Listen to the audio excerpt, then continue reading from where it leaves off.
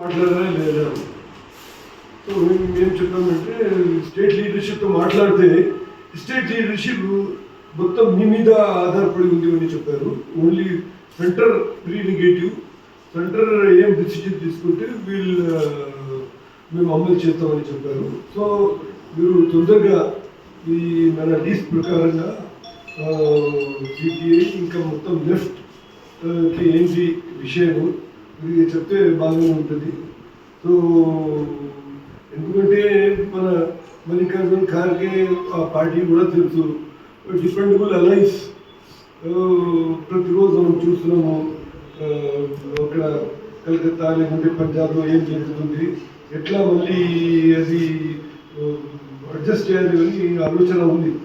కానీ ఈ సమయంలో లెఫ్ట్తో క్లియర్ కట్గా ఒక సిద్ధాంతం పరంగా చేస్తే బాగానే ఉంటుంది. తొందరగా చేయండి అంటే మంచిది అని పాజిటివ్ రిప్లై ఇచ్చారు. కానీ ఇంకా సెకండ్ నారాయణ గారు రైతులు ఆందోళన గురించి చెప్పారు.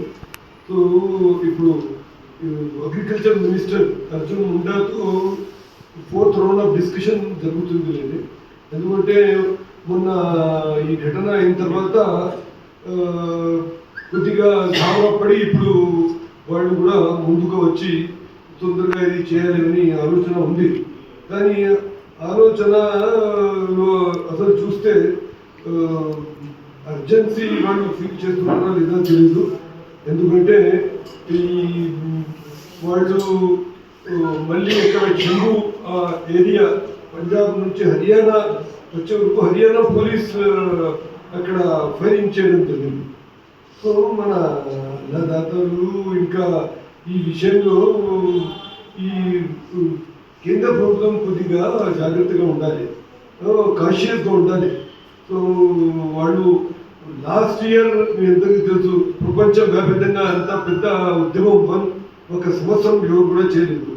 కానీ ఒకటి రెండు విషయాల గురించి మాట్లాడిన తర్వాత మళ్ళీ చిక్కులు వచ్చేసింది.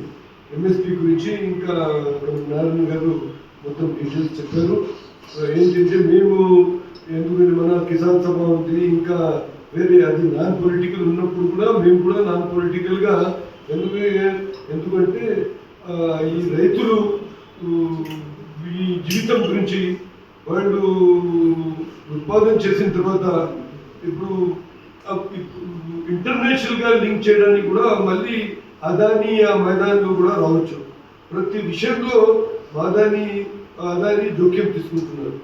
సో ఆశ్చర్యమైన విషయం ఏంటంటే గవర్నమెంట్ ఆఫ్ ఇండియా ఎవరు రన్ చేస్తున్నారు చెప్తే మొత్తం ప్రతి విషయంలో ఆయన చేయదు. సో గవర్నమెంట్ ఆఫ్ ఇండియా ఈ విషయంలో కొద్దిగా జాగ్రత్తగా తీసుకొని తొందరగా ఈ సమస్య పరిష్కారం చేయడానికి మేము పార్టీ తరఫున కూడా చాలా ఇది గట్టిగా ఒత్తిడి పెడుతున్నాం.